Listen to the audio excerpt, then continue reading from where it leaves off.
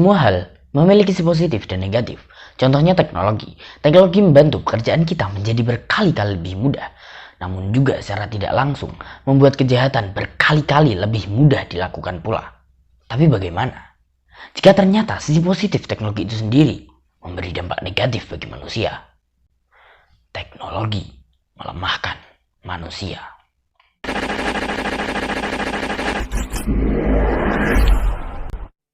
Mana bisa gitu ya, teknologi itu hebat. Zaman dulu kalau kita mau makan harus masak dulu. Zaman sekarang tinggal pesan GoFood. Dengan kata lain, membuat manusia menjadi malas. Ini adalah bukti bahwa teknologi melemahkan fisik manusia. Zaman ini kita bisa dengan mudah ngerjain perhitungan-perhitungan rumit cuma dari komputer. Zaman dulu mana bisa, harus manual. Dengan kata lain, membuat manusia secara tidak langsung malas berpikir. Ini adalah bukti bahwa secara tidak langsung teknologi melemahkan kecerdasan manusia. Zaman ini kita bisa chattingan sama teman tanpa harus ketemuan. Bahkan bisa temenan sama ribuan orang di sosmed. Zaman dulu teman mah teman sekampung aja. Bener juga sih kita bisa chattingan. Tapi bagaimana jika itu justru membuat kita malas bertemu secara real life? Dan berteman? Setelah ribuan kata-kata kasar keluar dari jempol netizen hanya untuk menghujat apa yang mereka tidak sukai di medsos, kau ingin menyebut mereka berteman? Yang paling penting, bukankah itu adalah bukti bahwa teknologi merusak moral, melemahkan hubungan antar manusia? Ya juga ya. Selain itu, teknologi juga membunuh manusia.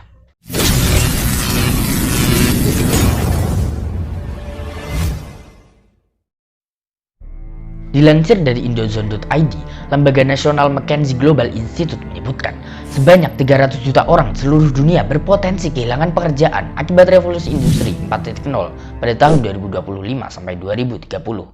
300 juta, bayangin. Ini lebih banyak dari jumlah penduduk Indonesia yang hanya mencapai 260-an juta jiwa. Padahal Indonesia sendiri tercatat adalah negara dengan penduduk terbanyak keempat di dunia. Tapi bukan hanya itu, teknologi juga merenggut kesehatan kita. Toko online misalnya, sudah bertebaran di mana-mana sekarang. Dilihat sekilas mungkin adalah suatu hal yang baik, di mana kita nggak perlu kemana-mana lagi untuk belanja. Tapi bukankah itu membuat kita malas? Dan ya, pada akhirnya mempengaruhi kesehatan kita. Dan yang terburuk adalah ketergantungan manusia terhadap teknologi itu sendiri. Kalian pernah lihat film WALL-E? Kalau belum nggak apa-apa. Jadi film WALL-E berlatar di masa depan di mana manusia hidup di sebuah kapal angkasa yang sangat canggih karena bumi tercemar oleh sampah.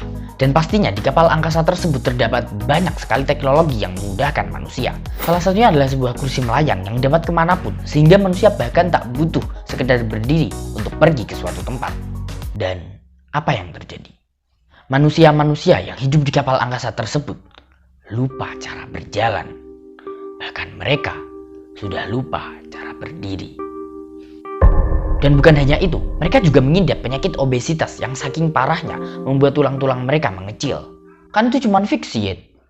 Ya, namun walaupun mungkin tidak seburuk di film WALL-E ini, teknologi akan melemahkan manusia sedikit demi sedikit sampai manusia secara sempurna bergantung terhadap teknologi, terhadap alat-alat yang mereka buat sendiri. Mengapa salahnya memanfaatkan teknologi? Toh teknologi yang buat kan juga manusia. Dan dibuat untuk memudahkan hidup manusia. Sebenarnya manfaatkan teknologi nggak masalah sih, selama teknologinya nggak error. Ya, selama teknologinya nggak error. Gimana kalau teknologinya tiba-tiba error? Aku jadi teringat sama sebuah fenomena alam yang rutin terjadi, badai matahari. Badai matahari adalah sebuah fenomena di mana angin matahari bereaksi terhadap medan magnet bumi. Sebenarnya ini semestinya tidak berbahaya bagi kehidupan manusia, karena tatanan kompleks bumi sudah meminimalisir bahkan menghilangkan dampak dari badai matahari ini. Tapi itu hanya berlaku jika badai matahari terjadi secara semestinya. 2 September 1859, sebuah badai matahari yang lebih besar dari semestinya terjadi, Carrington Event. Pada saat itu terjadi badai matahari besar yang membuat partikel, radiasi, dan hawa panas matahari masuk ke dalam atmosfer bumi. Akibatnya sistem telegraf di dunia waktu itu kacau balau. Elektronik pun mengalami hal yang sama. Belum lagi partikel yang dikeluarkan matahari sangatlah buruk untuk kesehatan dan bisa menyebabkan kanker. 12 Juli 2012, hampir terjadi hal serupa, badai matahari yang lebih besar dari semestinya. Dilansir Space, jika badai matahari tersebut berhasil menghantam bumi, diperkirakan kerusakan yang terjadi mencapai 2 triliun US dollar. Kemungkinan besar listrik di hampir seluruh bumi padam, internet mati, terjadi korsleting, dan lain sebagainya. Dampaknya air bersih, makanan, dan kebutuhan lainnya tak dapat terpenuhi. Untungnya badai tersebut terlambat seminggu hingga tidak dapat mengenai bumi. Dan apa yang akan terjadi jika hal itu terjadi lagi di tahun ini, 2021, atau tahun-tahun setelahnya, di mana manusia sudah jauh lebih bergantung terhadap teknologi dibanding tahun 1859? Mungkin kiamat? Atau setidaknya ribuan manusia akan mati, menyisakan manusia-manusia terpilih yang dipercaya membangun peradaban kembali. Bahaya juga ya. Lalu kita harus gimana, Yet? Berhenti pakai teknologi?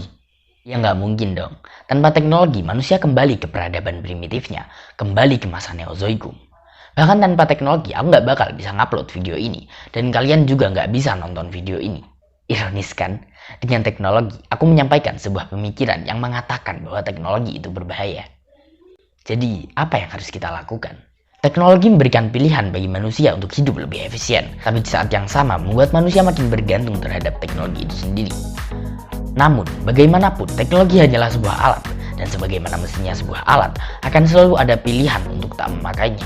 Saya di sini bukan menyuruh kalian untuk berhenti memakai teknologi, namun setidaknya kalian bisa mengurangi menggunakan teknologi dalam berbagai hal. Singkatnya, jangan malas. Dan mungkin teknologi memiliki berbagai dampak negatif seperti melemahkan manusia yang sudah saya jelaskan tadi. Namun, teknologi bukan hanya satu jenis. Mungkin teknologi delivery dan belanja online memang membuat kita menjadi malas. Namun ada juga teknologi smartwatch yang bisa memonitoring aktivitas olahraga kita.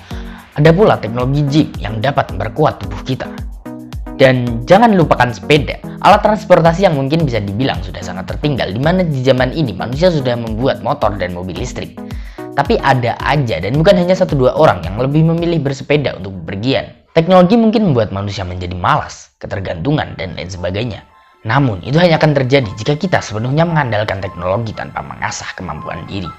Dan memilih membuang semua keahlian kita sendiri sebagai manusia, memasrahkan segalanya pada teknologi, dan secara sukarela menyerahkan diri pada mereka. Menghilangkan esensi manusia itu sendiri sebagai pemimpin dunia ini, dan secara tidak langsung membunuh diri kita sendiri. Saya Syarifudin Muhammad Wahib, terima kasih, dan wassalamualaikum. Tapi itu hanya berlaku jika internet padam.